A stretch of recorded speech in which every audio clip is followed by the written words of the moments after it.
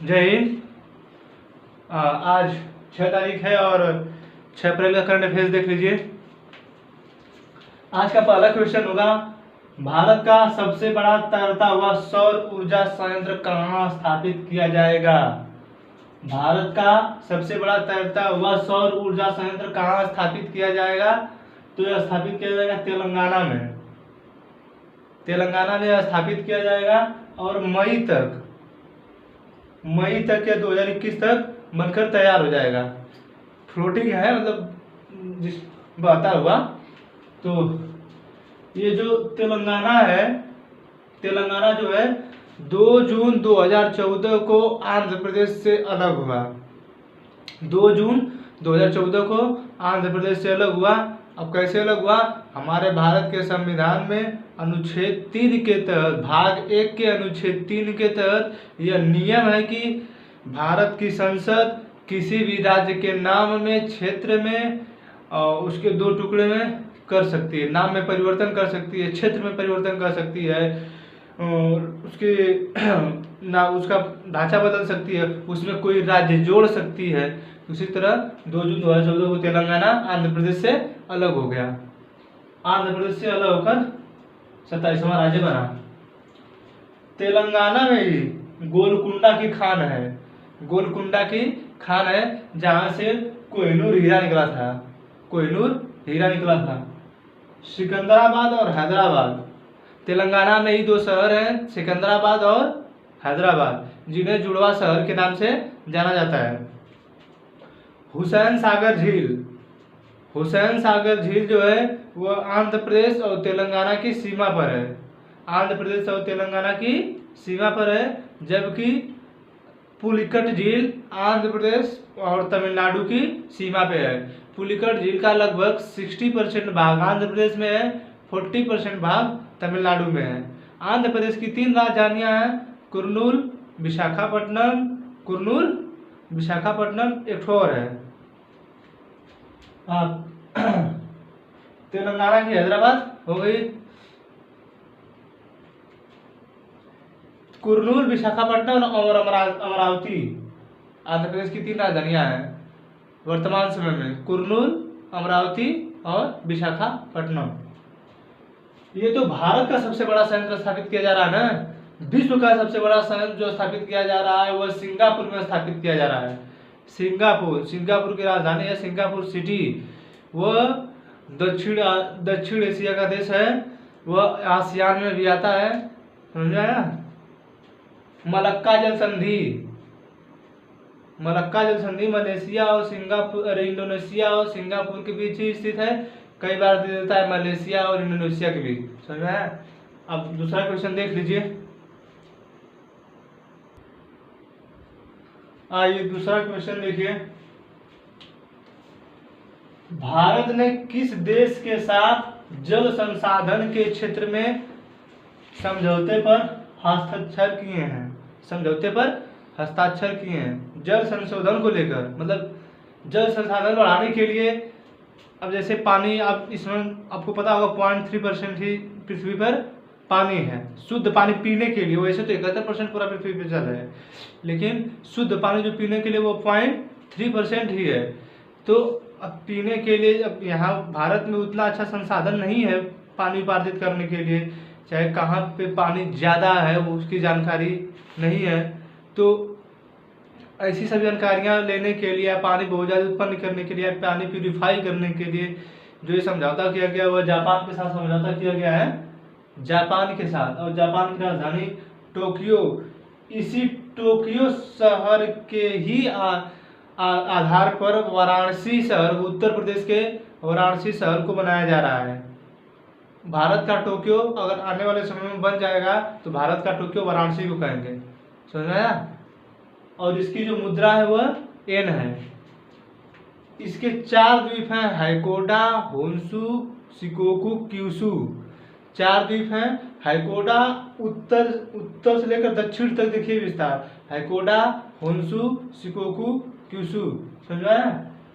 हाइकोडा और होन्शु के बीच सुगारू जल संधि है। ये जो द्वीप है इसका सुगारू जल संधि द्वारा जुड़ता है और इसके अंदर से बुलेट ट्रेन जाती है, जो हमारे भारत में नहीं चल रही है, चलने वाली है। जो बुलेट ट्रेन है उसके अंदर से जाती है, समझा?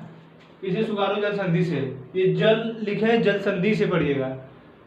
और ये जो क्यूसी है और दक्षिण कोरिया, उत्तर कोरिया दक्षिण कोरिया, पहले कोरिया का जाना जाता था, लेकिन उत्तर कोरिया दक्षिण कोरिया दो भागों में बट गए इस समय। अब उत्तर कोरिया का प्योंगयांग राजधानी है, दक्षिण कोरिया का सियोल राजधानी है।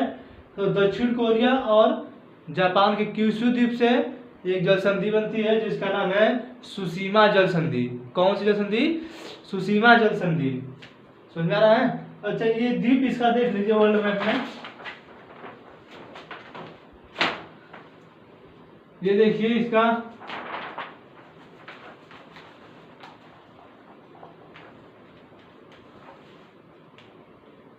ये इसका हैकोडा है, समझा रहा ना? और यहाँ तक होन्सू है, और यहीं पे शिकोकू है, और यहाँ पे क्यूशू है, सबसे लास्ट में क्यूशू है। तो इसका जो विस्तार पूछता है, कभी कभी उत्तर से दक्षिण पूछेगा, चाहे दक्षिण से उत्तर पूछेगा, समझा रहे नहीं? और इसकी जो राजधानी टोक्यो है ना, वो होन्शू द्वीप पे स्थित है।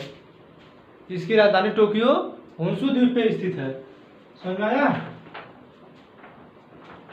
अब भारत के बारे में जान लीजिए।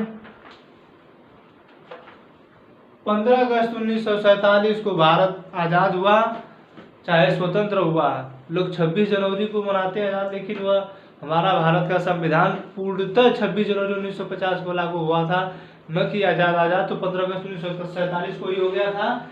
26 जनवरी 1950 को भारत का पूर्णतः संविधान लागू हुआ, जबकि 26 नवंबर 1949 को भारत का संविधान पूर्णतः बनकर तैयार हुआ।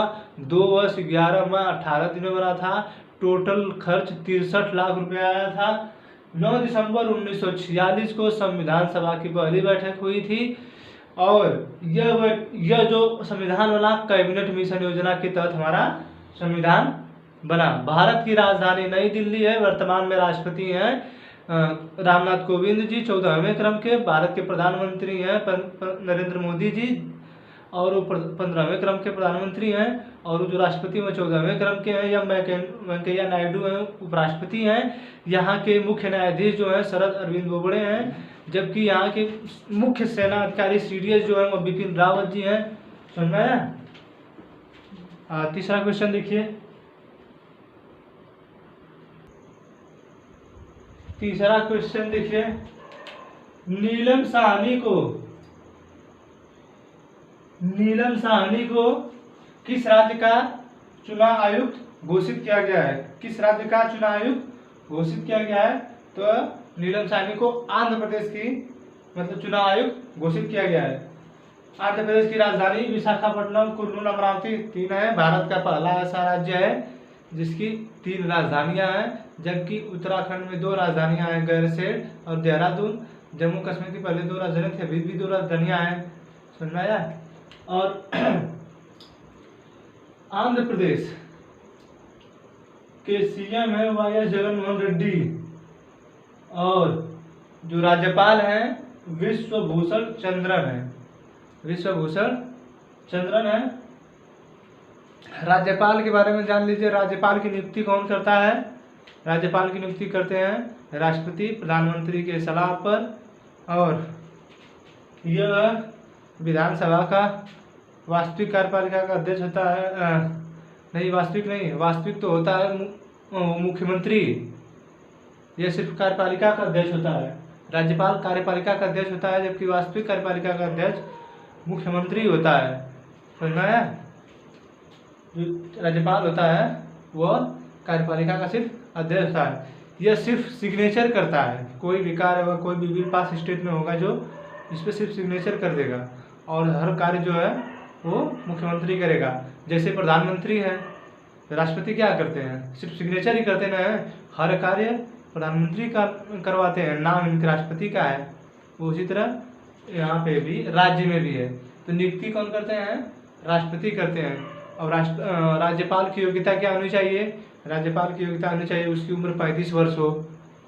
राष्ट्रपति की उम्र भी 35 वर्ष हो, तो राष्ट्रपति किसी भी राज्य का हो सकता है। लेकिन एक अपवाद है, भारत जो राज्यपाल है, अब राज्यपाल के लिए अपवाद है कि वह जिस राज्य में राज्यपाल नियुक्त होगा वो उस राज्य का निवासी नहीं होना चाहिए, जबकि राष्ट्रपति ऐसा नहीं है, क्योंकि राष्ट्रपति तो पूरे भारत का प्रथम व्यक्ति है, तो किसी भी राज्य से हो सकता है। समझ में आया? जैसे सांसद लोग कहीं से भी लड़ जाते हैं, मोदी जी 2 जगह से लड़े थे, गुजरात से भी लड़े थे और वाराणसी से भी लड़े थे, तो वाराणसी से जीत गए सांसदी, तो वाराणसी से उन्होंने ले लिया शपथ अपना। समझ में आया? अब चौथा क्वेश्चन देखिए,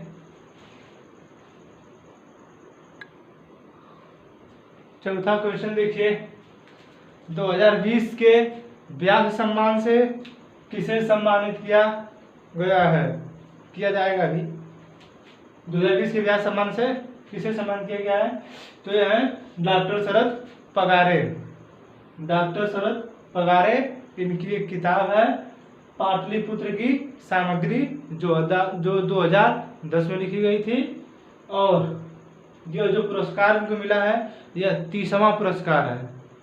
यह जो पुरस्कार है इनका मतलब इस क्षेत्र के लिए यह 30वां पुरस्कार है। और 29वां नासिरा शर्मा को मिला है कागज की नाव के लिए 2019 में, यह मिला है 2020 के लिए। यह किताब 2010 की लिखी गई। 2018 में 28वां मिला था लीलाधर जोड़ी को, उनकी किताब का नाम था जितने ले लो उतनी प्रेम। 1991 में के बिरला फाउंडेशन द्वारा इसको स्टार्ट किया गया था, जिसमें 4 लाख रुपए प्रदान किए जाते हैं और प्रशस्ति प्रदान किया जाता है प्राप्त करने वाले को। 4 लाख है ना। अब सरस्वती सम्मान देख लीजिए, अभी हाल ही में दिया गया के बिरला फाउंडेशन द्वारा 2020 का सम्मान जो मिला है सरस्वती शरण कुमार लीलाम्बे जी को मिला है। ये अभी 30वां ही था। के बिरला फाउंडेशन ने इसी को स्टार्ट किया था, इसको भी स्टार्ट किया था 1991 में स्टार्ट किया था। इसमें 15 लाख रुपए मिलते हैं।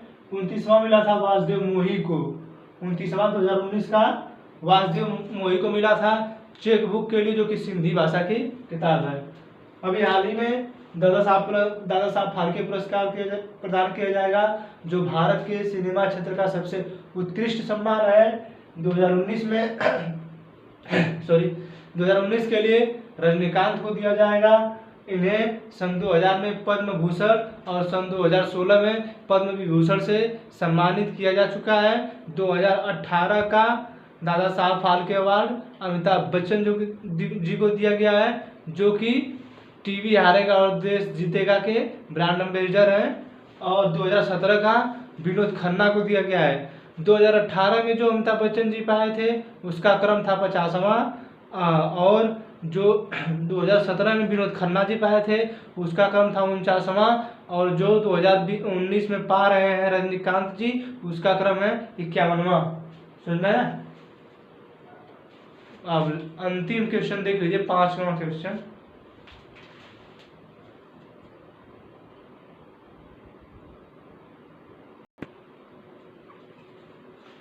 पांचवा और अंतिम क्वेश्चन देखिए, प्रधानमंत्री नरेंद्र मोदी ने किस देश में स्वर्ण जयंती छात्रवृत्ति योजना की शुरुआत की है? किस देश में स्वर्ण जयंती छात्रवृत्ति योजना की शुरुआत की है? तो यह शुरुआत किया उन्होंने बांग्लादेश में। बांग्लादेश की राजधानी है ढाका, उसकी मुद्रा है टका। शेख मुजीबुर रहमान बांग्लादेश के पिता कहलाते हैं। 1971 में बांग्लादेश पूर्वी पाकिस्तान से बांग्लादेश बना, जिस समय इंदिरा गांधी की सरकार थी भारत में, और पाकिस्तान के 90,000 सैनिकों को बंदी बनाया गया था। और चटगांव बंदरगाह अफगानिस्तान का सबसे बड़ा बंदरगाह है। और 50वां कूटनीतिक वर्ष था। यह जो छात्रवृत्ति योजना लॉन्च की गई है यह भारत और अफगानिस्तान के बीच 50वां कूटनीतिक वर्ष था। 1971 से 2021 50 साल नहीं हुआ।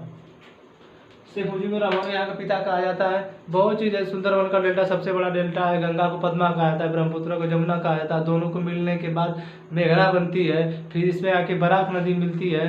समझ में? सुंदरबन के डेल्टा में मैंग्रोव वन पाए जाते हैं। रॉयल बंगाल टाइगर पाया जाता है, जो कि जिसे भारत का राष्ट्रीय पशु कहा जाता है। यहाँ इसमें आके जो आती है नदी, उसे पश्चिम बंगाल में दामोदर नदी से भागीरथी के नाम से जानते हैं। उसके 2 भाग टूट जाते हैं। तो अलग जैसे बनाना है तो बहुत कुछ बना सकते हैं ना। नरेंद्र मोदी 15वें क्रम के प्रधानमंत्री हैं भारत के। वो दूसरी बार लगातार प्रधानमंत्री बने। 2014 में बने थे, फिर 2019 में बने हैं। समझना है। 26 मार्च 2021 को प्रधानमंत्री नरेंद्र मोदी बांग्लादेश की आधिकारिक यात्रा पर गए थे। वहाँ की जो प्रधानमंत्री हैं शेख हसीना जी हैं। शेख हसीना जी हैं। समझा। बस 5 ही क्वेश्चन था। बहुत बहुत धन्यवाद आप लोगों का। अब अगले वीडियो का इंतजार कीजिए 7 तारीख।